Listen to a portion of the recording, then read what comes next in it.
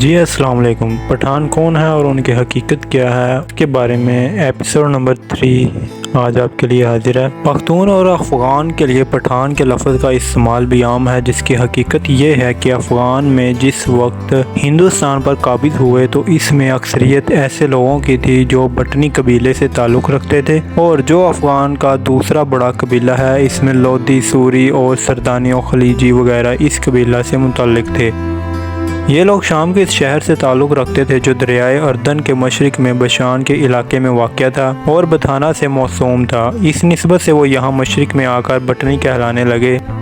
ہندوستان میں ان کو پٹھان سے موسوم کیا گیا اور وقت گزرنے پر اس قبیلہ کو ہی نہیں بلکہ عام افغان کو پٹھان کا نام دیا گیا، جو امتیازی حیثیت سے اس کا قومی نام قرار پایا۔ اور یہ جان کر آپ بھی انتہائی تحقیق و جستجو کے بعد اس نتیجے پر پہنچ جائیں گے کہ بلا شک و شبہ پختون، پشتون، روہیلا، سلیمانی، پٹھان اور افغان سب ایک ہی قوم کے مختلف نام ہیں۔ یہ ان گم شدہ اسرائیلیوں کی اولاد ہیں جنہیں اشوریوں اور بابل والوں نے باری باری شام کے علاقوں سے مشرق کی طرف جلا وطن کیا تھا۔ افغان یا پختون کو آپ کسی نام سے یاد کریں، وہ اصلاً سامی ہیں اور نسلاً ابراہیمی ہیں۔ یہ وہ قوم ہے جو پہلے شریعت موسوی پر اور پھر دعوت عیسوی پر قائم تھی، اور جب ان تک خاتم النبیین حضرت محمد صلی اللہ علیہ وسلم کی دعوت اسلام پہنچی تو اس پر لبیک کہتے ہوئے مشرف با اسلام ہو گئے اور دین اسلام کی تبلیغ میں کٹھن مرحلوں سے گزرتے ہوئے اسے دنیا کے مختلف ملکوں تک پہنچا دیا۔ کاش اس قوم کے نوجوان اس نقطہ کو سمجھ سکیں کہ یہ اس کی قومی خصوصیت اس کے بزرگوں کا تعامل ہے۔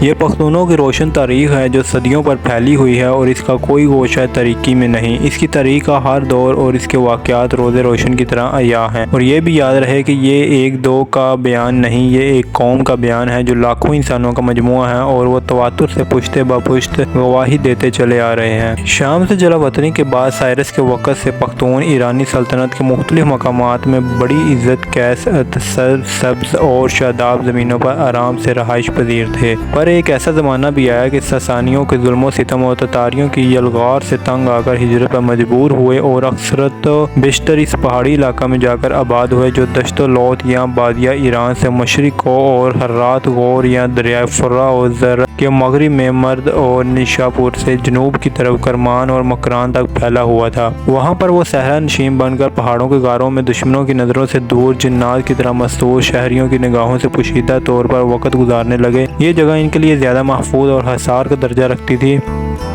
اس دوران خاتم النبیین حضرت محمد صلی اللہ علیہ وسلم رسول اللہ کے مبعوث ہونے کی خبر انہیں ملی، جیسا کہ محمد احسان اللہ عباسی اپنی تاریخ اسلام میں افغانستان کے حالات میں لکھتے ہیں کہ یہاں کے لوگ اپنے آپ کو اسرائیلی کہتے ہیں اور کوئی وجہ نہیں کہ اس قوم کو ترجیح نہ دی جائے۔ یہود مدینہ ان افغانیوں سے برابر خط و کتابت رکھتے تھے، اور جب وہ لوگ مدینہ میں مسلمان ہوئے تو اپنا ایک شخص یہاں بھی دعوت اسلام کے لیے بھیجا۔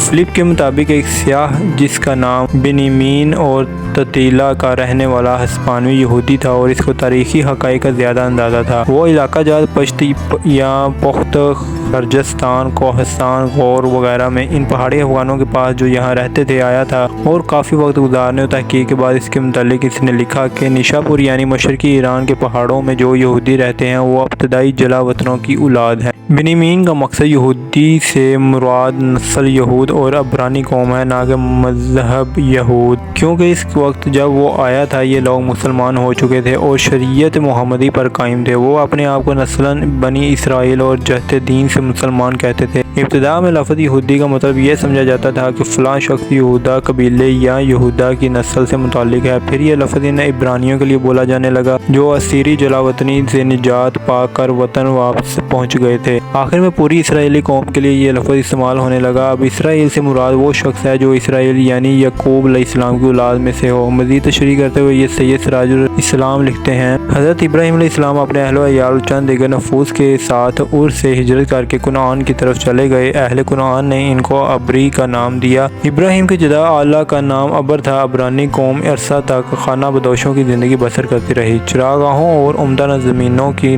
تلاش میں سرگردار عبرانی عرصہ تک کنعانیوں کے ساتھ پرامن زندگی بسر کرتے رہے۔ یعقوب علیہ السلام کے زمانے میں جو ابراہیم علیہ السلام کے پوتے تھے، کنعان اور نواحی علاقہ علاقہ میں قحط سالی کی وجہ سے عبرانیوں کو مصر میں پناہ لینی پڑی۔ یعقوب علیہ السلام کا دوسرا نام اسرائیل تھا، اسی مناسبت سے ان کی اولاد بنی اسرائیل کہلائی۔ یعقوب علیہ السلام کے چوتھے بیٹے کا نام یہودا یا جودا تھا، اس لیے عبرانی، اسرائیلی، یہودی ایک ہی قوم کا مختلف نام ہے۔ بنی اسرائیل کے ایک عرصہ تک مصر میں دریائے نیل کے قریب گوشن کے ضلع میں امن و امان سے رہتے رہے، لیکن اپنے تمدن اور مذہب کی وجہ سے وہ بت پرست مصریوں کے ساتھ خلط ملت نہ ہو سکے۔ جب بنی اسرائیل کی طاقت کافی بڑھ گئی اور مصریوں کو یہ خوف دامن گیر ہوا کہ کہیں یہ لوگ ہمارے بتوں اور تمدن کو تباہ و برباد نہ کر دیں، تو ان کو غلام بنا لیا گیا اور سخت مصائب و پریشانیوں کا شکار بنایا جاتا رہا۔ آخرکار ان کی قوم میں موسیٰ علیہ السلام پیدا ہوئے۔ موسیٰ علیہ السلام نے بنی اسرائیل کو مصر سے نکال کر آزاد کرا لیا۔ تو جی دوستو، آج کے ایپیسوڈ میں پٹھانوں کی تاریخ کے بارے میں آپ کو بتایا گیا ہے، اور اس سے آگے جاننے کے لیے ہمارے اگلے ایپیسوڈ کو